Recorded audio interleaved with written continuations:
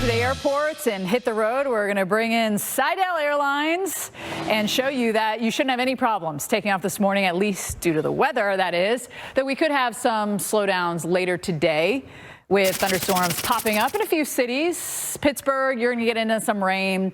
Cincinnati, Memphis, eventually into Nashville, you get into some showers. So that might cause some delays, but it's not like a downpour. It's not like super severe weather where it's going to be hugely problematic.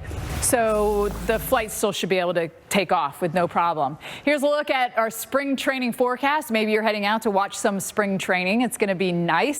That was pretty quick, but I think it was the Dodgers out there in Southern California. Where do they spring train? The Grapefruit League? Is that where they're at? Anyhow. Yeah. Rain and showers. LA was that in San Diego. San Diego. Grapefruit League.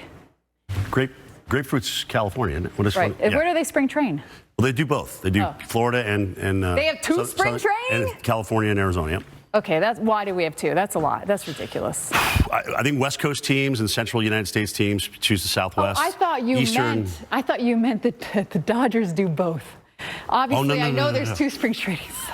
I thought you meant they went to both sites. We haven't worked together all but 25 years, and we don't understand each other yet. Oh my gosh, Abrams, it's like a married couple. I know, right? Exactly. Communication is key. All right, so let me communicate the weather here. I-70, I-80, I-90. We could see, again, a few impacts as we go through the day today. In the south, mainly places like Nashville.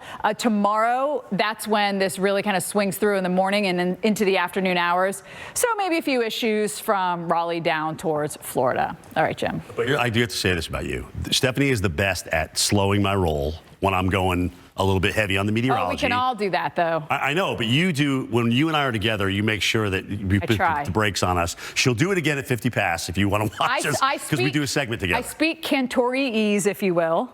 Right. And so I just want to translate for the audience. But no, it's good, because sometimes I don't remember that everybody doesn't know all of our meteorological terms. Welcome back into Pattern. General graffiti is frowned upon, but in this case, we can get behind it. Yeah. You're going to want to come to your television screen because this is our favorite story of the day. And it is amazing. Okay, so French artist Sipe creates massive works of graffiti art by using grass. He joins us live from Switzerland to tell us more about it. Thank you so much for taking We're totally fangirling over your art. It is phenomenal. It's amazing. So thanks for taking some time to talk to us. Tell us, what inspired you to take your art from the canvas to outdoor landscapes? Because this is just amazing. Thank you so much. You mean what? Talk about the process a little bit. You talked about the drone, but it looked like you had a grid. Do you first draw it on a paper, grid it out, and then you know where to paint it on the ground? Yeah, the first step should be... It is stunning that he is able to do this at such scale. Look at that. As well. And then to have it gone just for if a rainstorm comes in or snowstorm comes in or something like that, and then it's gone. It's just, but I think the message and the imagery that sticks around and that we get from it, such a beautiful message that he's putting out there. Gorgeous, gorgeous. Yeah. All right, let's go to Colleen now, have a look at the weather. Not so gorgeous as we head into next week. No, and that's what I'm going to talk about, but man, that is blowing my mind. Yeah. I was going to do some chalk when I get home with my toddler. I'm going to have to step up my game here. Sign that spring is coming, and it doesn't just mean warm temperatures, it also means severe weather season. Yeah, it feels like it's already here, Colleen. Thank you. Colleen. Coming up next, a greenhouse in California is going purple. Well, at least the tomatoes are. What's giving them their color? Greenhouse gas is turning into a science lab to help engineer better fruits and vegetables, and the outcome might have you doing a double take. Yeah, these tomatoes are turning purple when they ripen, and as CBS affiliate KOVR shows us, they're packed with some big benefits. It's not...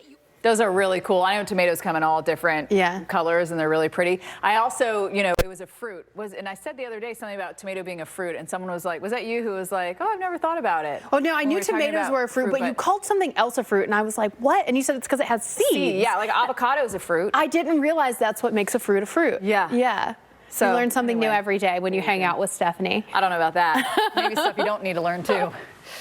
All right, let's go over to Colleen and talk about the heat in Dallas. Yeah, I'm laughing because, oh my gosh, my toddler one time grabbed tomatoes thinking they were grapes, and she was sorely disappointed. You were having that same thought earlier, too. So mad mad if I thought that was grapes, and I was like, I know. No. She's like, I want more. And she's like, wait a sec. Oh, these are... I mean, spring is coming in strong. Crushing records that have been standing since the late 1800s. That tells you how rare this is. Go big or go home. That's right, Colleen. Thank you. Here's what's coming up tomorrow on Pattern, creating a clean energy culture. Next.